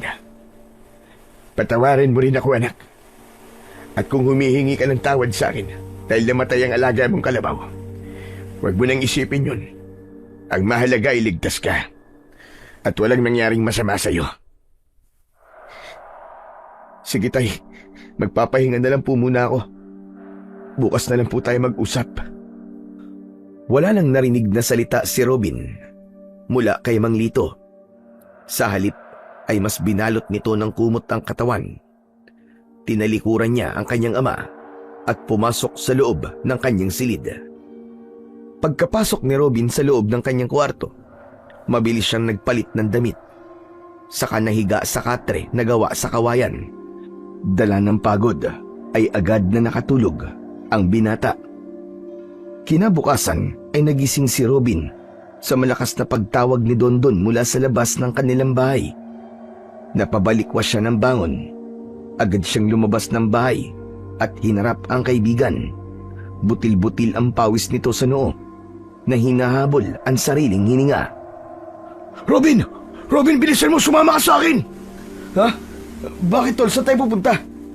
Tsaka mukhang hingal na hingal ka. Ano ba nangyayari? May sumira ng mga pananim nyo. Halika, sumama ka sa akin, tol. Ikaw na ang umusga. Huwag mo na lang isama si Manlito. Baka lumala pa ang sugat niya. Tara na. Bilisan mo na, tol. Pablot na hinila ni Dondon si Robin. Mabilis silang tumakbo papunta sa kinaroroonan ng kanilang palayan. Pagkalipas ng ilang minutong pagtakbo, narating nila ang bukid. Tumambad sa kanilang paningin ang nangyari sa kanilang mga tanim. Wala na ang bunga ng mga palay. Ang gitna ng taniman, maraming nagkalat na lamang loob ng mga tao at hayop. Pati ang mga nakikiisyoso sa lugar ay hindi rin makapaniwala sa mga nasaksihan. O di ba? Nakita mo na? Sabi ng matatanda, masamang pangitain daw to. Isang palatandaan ng muling pagsalakay ng mga kampo ng kadiliman. Ibig sabihin nito, may banta sa buhay nyo, tol. Sa dinami-rami ng kanilang sisirain, palayan pa namin ang napili nila. Pagsasayang ng pagkain ang tawag dito. Hindi pangitain. Alam na ba to ni Kapitan? Tol, wala na rin si Kapitan. Kasama siya sa mga pinatay na mga aswang kagabi. Ang mga katawan na nagkalat dyan sa palayan nyo, sila ang pamilya ni Kapitan. Wala nang tutulong sa atin, Robin. Gulat na napatingin si Robin sa mukha ng kanyang kaibigan. Hindi siya makapaniwalang nangyari ang lahat ng yun sa isang gabi lang. Isa-isang pinulot ng mga tao ang nagkaluray-luray na katawan ng mga biktima habang inilalagay yun sa sako. Umalingasaw rin ang mabahong amoy mula sa dugong nagkalat sa lupa. Hindi na nakatiis si Robin. Nakiusap siya sa mga taong naroroon. Mga kasama, makinig kayong lahat sa akin. Sa mga panahon na to, kailangan natin magtulungan. Kung di tayo kikilos, mauubos tayong lahat ng mga aswang na yon. Panahon na para tayo naman ang tumugi sa kanila. Umatras ang mga taong nakikiusyoso nang marinig ang sinabi ni Robin. Hindi nila gustong lumaban. Takot na sila dahil sa nakitang katawan ng mga biktima. Umalis ang mga ito sa kanilang harapan. Naiwan silang dalawa ng kaibigan niyang si Dondon. Wala na tayong magagawa, tol. Natakot sila sa kanilang mga nasaksihan. Nakita mo naman siguro ang mga mukha nila. Kung ganun, ako na mismo ang kikilos. Hindi ko maaaring palampasin ang ginawa ng mga aswang nahagibis. Kung walang lalaban sa kanila, mauubos tayong lahat dito. Teka, saan ka pupunta, tol? Mapanganib ba naiisip mong gawin? Nakita mo naman, di ba, kung gaano sila kalakas. Ang mga tanod na nakasama natin kagabi, lahat sila'y takot na rin sumama sa atin sa gubat. Lahat sila nagkukulong na lang sa bahay at hindi na makausap dahil sa labis sa takot. Tol, paano ko mapahama ka? Dondon, hindi na ako takot mamatay. Mas takot ako kapag wala akong ginawa habang unti-unting inuubos ng mga aswang na yun ang lahat ng tao rito sa baryo natin. Kung di ka magpapapigil, tol, sasama ako sa'yo. Hindi ka maaaring mag-isa sa laban na to. Walang iwanan. Magkaibigan tayo, di ba? Kailangan ko munang umalis. May kakausapin lang ako, tol. Sige na, umuwi ka na muna sa inyo. Pupuntahan na lang kita kapag maayos na ang lahat. O sige, mag-iingat ka. Magkita na lang tayo. Pero habang wala ka, maghahanap ako ng mga tao na makakasama natin sa pagroronda mamayang gabi. Isang tango lang ang itinugon ni Robin sa sinabi ng kanyang kaibigan na si Dondon. Pagkatapos ay iniwan niya ito sa palayan at naglakad papunta sa bahay ni Lolo Inok. Mabilis niyang tinaak ang daan papunta sa gitna ng kakahuyan. Pagkalipas ng ilang minutong paglalakad ay natanaw na niya ang bahay ni Lolo Inok.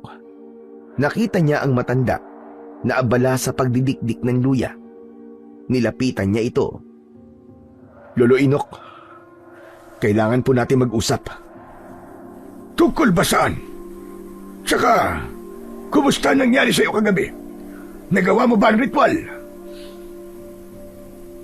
Biglang natigilan si Robin sa tanong ni Lolo Inok. Hindi dapat malaman ng matanda na meron siyang natuklasan kagabi.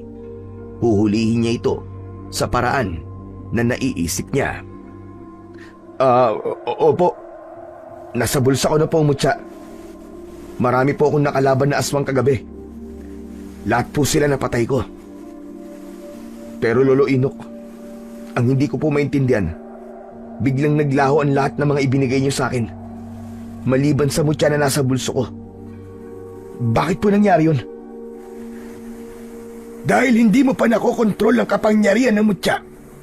Halika, sumunod ka sa akin. May ipapakita ako sa'yo. Tumayo si Lolo Inok at pumasok sa loob ng bahay. Kasunod si Robin. Kailangan niyang gawin yun para malaman kung ano ang totoong motibo ng matanda sa pagtulong sa kanya. Pagpasok niya sa loob ay tumambad sa kanyang paningin ang nakabukas na aparador. Tumigil ang matanda sa tapat nito. Halika, lumapit ka iyo para mas maintindihan mo kung bakit ko to ginagawa. Lumapit si Robin sa matanda at itinuro nito ang kulay pulang bote. Nakita ng binata na mas matingkad na ang kulay ng mga yon. Ang nilalang na nakakulong sa kulay pulang boteng ito ay aswang na pumapatay ng bata at matanda. Nararapat siya sa loob ng boteng yan. Ang nangyayari sa enerhiyang nakukulong dyan ay unti-unti siyang pinapatay. Kung ano ang ginawa niya sa kanyang kapwa, ay yun din ang mangyayari sa kanya sa loob ng bote. Hindi po ako halos makapaniwala na magkakasya ang kanyang enerhiya sa loob ng boteng yan. Walang imposible sa kapangyarihang taglay ng bote, Robin. Sinasabi ko sa iyo ang lahat ng ito para malaman mo na karapat-dapat silang parusahan at makulong dyan. Pero Lolo Inok, tanong lang po, paano naman po ang mga tao na malupit sa mga hayop? Saan po sila makukulong? Sa kulay asul na bote, nakagaya ng hawak mo, yan sila makukulong. Lahat ng kumakain ng tao o hayop, pati ng nagiging malupit sa hayop, siya ang ikinukulong sa boteng nasa iyo. Magpapakita ang bote sa kamay mo sa oras na kaya mo nang kontrolin ang kapangyarihan mo. Kagaya ng sungay ng kalabaw. Unti-unti nang nagiging malinaw kay Robin ang lahat. Napansin niya na merong iba pang bote na naroroon. Hindi na siya nakapagtanong dahil isinara na ng matanda ang pinto ng aparador. Halika rito. Maupo ka. Lolo Inok, bakit niyo po ba ginagawa to? Bakit parang sobra ang galit niyo sa masasamang nilalang? Dahil itinakwil ako ng sarili kong pamilya. Itinuring nila akong masamang nilalang. Pinagmalupitan nila ako dahil ang buong akala nila ay ako ang aswang na pumapatay sa mga tao. Dala ng labis na sama ng loob ko, isinumpa kong papatayin ko lahat ng mga aswang. Pinag-aralan ko ang paggawa ng sagradong kulungan dahil gusto ko silang gantihan lahat. Naging isa akong manunugis ng mga aswang. Ipinangako ko sa sarili ko na wala akong ititira sa kanilang lahat. Kaya kapag nakumpleto na ang bote sa loob ng aparador, babalik ako at itatapon ko sa kanilang harapan ng mga bote na yan. Patutunayan ko na nagkamali sila sa paghusga sa akin. Ang ibig niyo po bang sabihin, ang bote pong nasa akin, ang kukumpleto sa naipon yung enerhiya ng mga aswang? Tama ka. 2 hagibis ang dapat na makulong dyan, Robin. Kusang papasok ang kanilang enerhiya sa loob ng bote sa oras na masugatan mo sila gamit ang sungay ng kalabaw. Mag-iingat ka dahil susubukan nilang guluhin ang isip mo. Kahit na anong mangyari, huwag kang maniniwala sa mga sinasabi nila. Mas lalong nagulo ang isip ni Robin.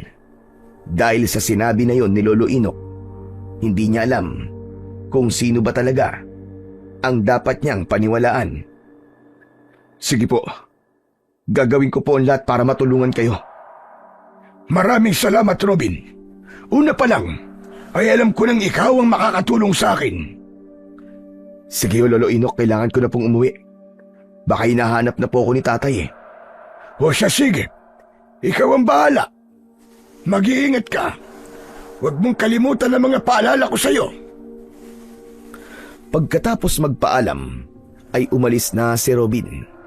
Pagkaraan ng ilang minutong paglalakad, narating ng binata ang kanilang tirahan. Diretso siya sa silid ni Mang Lito na hindi pa rin bumabangon sa kinahihigaan. Tay, nandito na po ako. Tay, kumusta na po ang pakiramdam nyo? Maayos na ang pakiramdam ko, anak. Kailangan ko lang siguro magpahinga. Akma na sanang tatayo si Robin nang biglang lumitaw ang sandata sa kanyang mga kamay. Napalingon siya sa gawi ni Mang Lito.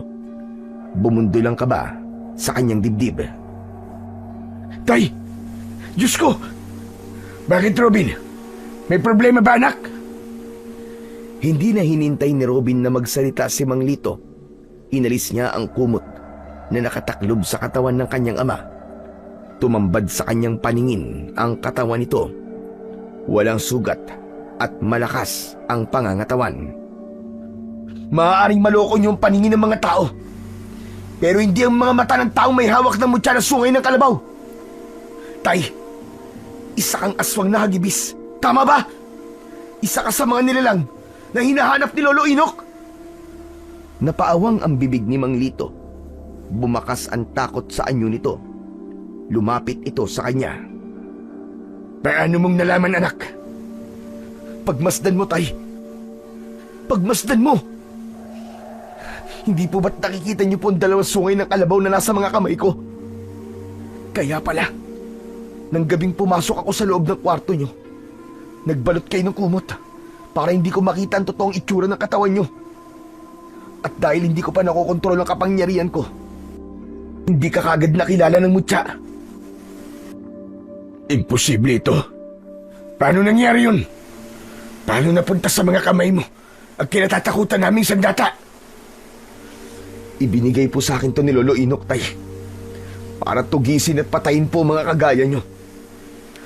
Kung kayo ang aswang, ikaw rin po ba ang nanakit sa akin kagabi? Hindi, anak. Dahil ako mismo ang nagligtas sa iyo kagabi. Naguguluhan na po ako, tay. Hindi ko na po alam ang gagawin ko. Litong-lito na ako. Anak, huminahon ka. Hindi kami masamang nilalang. Pinagdaanan na rin namin ang mga nangyari sa iyo. Bago kami naging aswang, naging manunugas din kami na kagaya mo. Kung hindi ako nagkakamali, hawak mo ang bote, tama ba? Opo, tay. Matandang babae rin ba nakausap mo? Ang nakausap ko po ay matandang lalaki. Si Lolo Inok po. Diyos ko, malakas na ang kanyang kapangyarihan dahil nagagawa niya na magpalit-palit ng muka. Alam niya na kung paanong paiikutin ang taong mabibiktima niya. Sinabi rin ba niya sa'yo na kailangan mong humuli ng nilalang para ikulong dyan sa boteng hawak mo? Opo. Sinabi niya sa akin ng mga yan. Kung ganun, nahulog lamang po pala ako sa patibong ng matandang yun. Oo anak, tama ka. Ginamit ka niya para mahuli ako. Siya ang hari ng kadiliman sa mundo ng mga engkanto. Siya si Aswang, ang hari ng lahat ng mga aswang. Pero bakit po kayo pumapatay ng tao, Tay? Anak, kahit kailan, hindi ako tumikim ng dugo o karne ng tao. Lahat kami ay nakukontrol ang sarili dahil biktima lang din kami.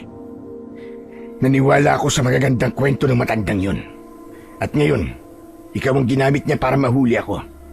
Ang nanay mo, hindi siya totoong namatay sa sakit. Pinatay siya ng hari ng kadiliman.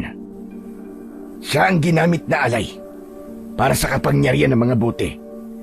Dahil lang yung ina ay may dugong salamangkera o mataas na uri ng kapangyarihang puti. Patawarin mo ko anak, kung ngayon ko lang ito pinagtapat sa'yo. Tay, bakit? Bakit niyo po ito tinago sa akin? Sa kalagayan kong ito, maniniwala ka ba? Wala akong lakas ng loob para sabihin sa'yo ang buong katotohanan. Tay, paano na po?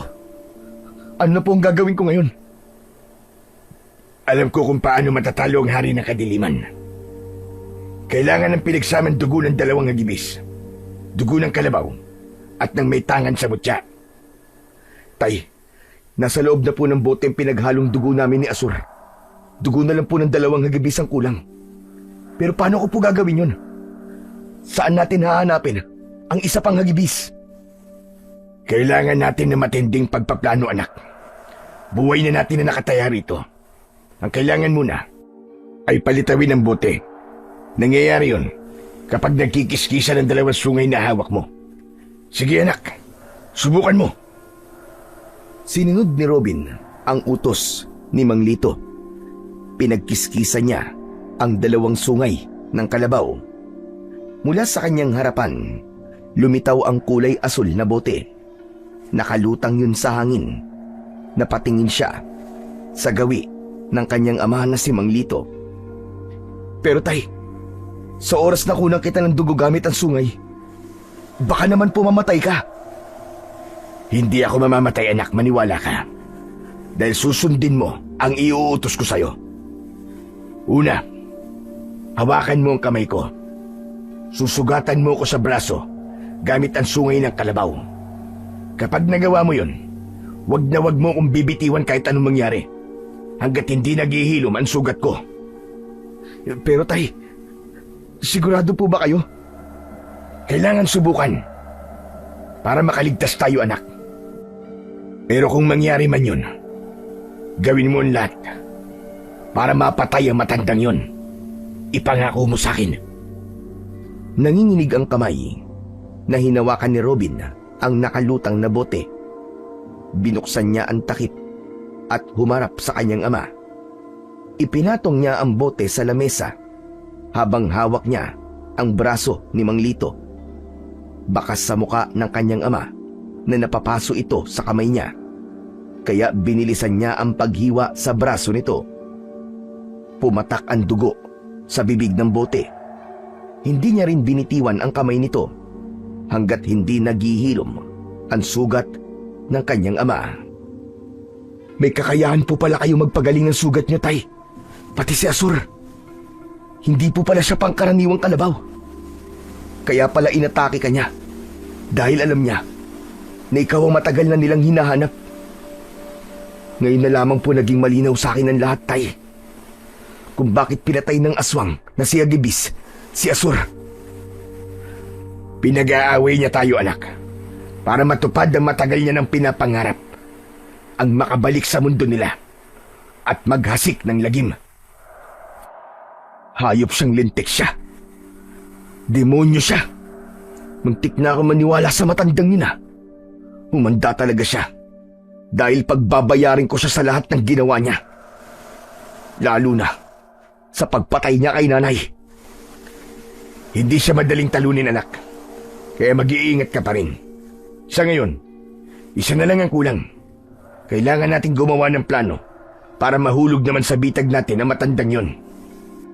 Agad na nagsagawa ng pagpaplano ang mag-ama, pati na kung paano nila mahahanap ang isa pang hagibis. Pagsapit ng gabi, naunang nagpunta si Robin sa gubat, kasama naman ang kaibigan niyang si Dondon. Kasama nila ang mga kalalakihan na voluntaryong sumama sa kanila sa gagawing pagroronda, habang si Mang Lito ay nasa paligid lamang nila. Maya-maya pa ay biglang dumating ang pinuno ng mga aswang. Kapag sineswerte ka nga naman, ang palay na mismo ang lumalapit sa manok. Sa isang iglap, lumitaw sa kamay ni Robin ang dalawang sungay ng kalabaw. Uminit din ang mutya na nasa bulsa niya. Palatandaan na ang hinahanap niyang isang hagibis ay wala ng iba kundi ang nilalang na nasa harapan niya. Tumigil ka! Alam kong ginagawa mo to para magiganti dahil sa nangyari sa'yo. Alam ko na hindi mo sinasadyang pumatay. Dahil kapag hindi mo yung ginawa, ikaw naman ang mamamatay. Lumapit ang halimaw sa harapan ni Robin na parang handa ng umatake. Pero hindi natakot ang binata. Matapang niyang nilabanan ang titig nito. Ilang sandali pa, dumating ang isang hagibis, ang kanyang ama. Nakatingin ito kay Robin. Kung ganun, nakausap na pala ni tatay ang halimaw na nasa harapan ko. At bahagi na lang ito ng pagkukunwari namin. Ayos! Gumana ang plano. Bulong sa sarili ni Robin, nagkunwari silang tatlo na maglalaban. Sinadya ni Robin na huwag patamaan ng mga ito ng kanyang sandata. Hinayaan niyang bugbugin siya ng mga ito. Ang mga kalalakihan na kasama nila sa pagroronda ay kumaripas naman ng takbo dahil sa labis na takot. Naiwan si Dondon na nakatayo sa kanyang likuran habang nakatingin sa dalawang hagibis. Itinaas ng binata ang dalawang sungay ng kalabaw at pinagkiskisan yun. Sa isang iglap, lumitaw ang kulay asul na bote. Kinuha niya yon at binuksan. Sa kanilapitan ang dalawa. Ito na magiging katapusan nyo! Makukulong na kayong dalawa sa boteng to! Ano pang hinihintay mo, Tol? Patayin mo na ang dalawang yan! Bilisan mo! Akma na sanang sasaksakin ni Robin ang dalawang hagibis nang bigla siyang pinigilan ni Dondon. Inagaw nito sa kamay niya ang kulay asul na bote. Sa lakas ng pagkakatabig nito sa kanyang kamay, tumalsik siya sa damuhan. Nagulat silang tatlo sa biglang pagbabago ng anyo ni Dondon. Sa isang kisap mata, si Lolo Inok ang nakita nilang nakatayo sa kanilang harapan. Nakangisi habang may dalawang sungay sa ulo, kahawig ng sungay ng kalabaw. Sa wakas, nahuli ko rin kayo! Akala ba ninyo ay di ko malalaman na gawa-gawa lamang ninyo ang paglalaban ninyo? Pambihira! Alam na ninyo kung paano ako tatalunin! Lumiwanag ang mga mata ni Lolo Inok at lumapit ito sa nakahigang si Robin. Naninigas ang buo niyang katawan dahil sa kapangyarihang taglay ni Lolo Inok. Babawiin ko ang mutya sa'yo! Traitor ka! Ikaw ang traidor, hayop ka! Ikaw si Dondon! Ginamit mo lang ako. Pinatay mo rin ang nanay ko. Magbabayad ka sa lahat ng ginawa mo sa pamilya ko! Siya pala ang pumatay kay Nancy. Ako mismo ang papatay sa kanya! Sinamantala ni Robin ang pagkakataon. Nilabanan niya ang malakas na mahika ni Lolo Inok. Iniangat ng binata ang kanyang kamao para suntukin ito sa muka. Tumilapon ito sa damuhan at agad na nilapitan ng dalawang hagibis. Pinagtulungan ng mga ito na bugbugin ng matanda. Binawi ni Mang Lito ang kulay asul na bote kay Lolo Inok, pero biglang sinakal nito ang dalawang aswang. Umangat ang mga paa nito sa lupa habang nagpupumiglas. Kung hindi mo kayang gawin Ako ang magkukulong sa kanila sa bote! Ibaba mo ang tatay ko, demonyo ka! Ako ang harapin mo! Ngunit hindi pinakinggan ng aswang na si Lolo Inok si Robin. Sa halip, malakas nitong ibinilibag ang dalawa sa lupa. Namilipit ang mga ito nang dahil sa labis na sakit. Pero si Mang Lito, ibinato nito sa kanya ang bote at nasambot niya yon. Anak! Gawin mo na! Mag-iingat ka! Ginawa ni Robin kung ano ang plano nila. Mabilis siyang nagpasirko-sirko papunta sa kinaroroonan ng isa pang hagibis na si Mang Peter. Mabilis niyang hiniwa ang braso nito habang hawak niya ang kamay nito. Pumatak ang dugo nito sa bote. Nagbago ang kulay ng liwanag habang ang mutya ng sungay ng kalabaw sa kanyang bulsa ay nagsimulang kumawala sa loob. Si Lolo Inok naman, na nagbalak na pigilan si Robin, ay agad na sinunggaban ni Mang Lito. Nagpambuno ang dalawang aswang at nasugatan ang kanyang ama. Sakto ng paghilom ng sugat ni Mang Peter, bumitaw si Robin at hinarap niya si Lolo Inok. Sige, patayin mo siya, Robin! Palayain mo mga katulad ko naging biktima niya! Patayin mo ang demonyo na yan! Sa isang iglap, nawala ang pagiging aswang ng dalawang hagibis dahil nakulong na ang dugo ng mga ito sa bote na hawak-hawak ni Robin. Hindi maaari ito! Hindi kayo magtatagumpay sa mga binabalak nyo! Hindi nyo ko mapipigilan! Anong hindi? Huli na! Nagawa na namin tatlo na pagkaisaan ka. Kaya ikaw ang makukulong sa bote na to at ibabalik ka namin sa mundo nyo! Diablong buwang ka! Ang dami mong pinahirapan na inosenteng buhay! Mamatay ka na! Ubod lakas na sinaksak ni Robin ang dibdib ni Lolo Inok direkta sa puso nito at inilagay ang dugo sa bote. Kasunod ng pagdukot niya sa kanyang bulsa ng mutya ng sungay ng kalabaw, ibinaon niya mismo sa sugat ng matanda ang mutya ng sungay ng kalabaw. Paulit-ulit niyang binayo ang dibdib nito hanggang sa lumubog ang mutya sa loob mismo ng sugat nito.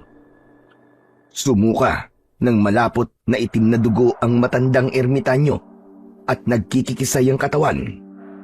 Lumayo si Robin. Pinanood niya kung paanong natunaw ang katawan ng matanda hanggang sa may lumabas na kulay itim na usok at pumasok sa nakabukas na bote. Kusang nagsara ang takip nun at naglaho sa kanilang paningin kasama ng dalawang sungay ng kalabaw. Nangihinang napaluhod naman sa lupa ang binatang si Robin. Agad namang lumapit sa kanya si Mang Peter at ang ama niya na si Mang Lito. Anak, ang galing mo. Nagawa mo, anak. Natalo mo ang hayop na yun. Pinagmamalaki kita. Salamat, Robin. Iniligtas mo kami. Ang galing mo. Natapos mo ang kasamaan niya. Ligtas na ang baryo natin. Wala na ang kadiliman. Payapa na ulit ang lahat. Ano na po ang mangyayari sa aparador po ni Lolo Inok?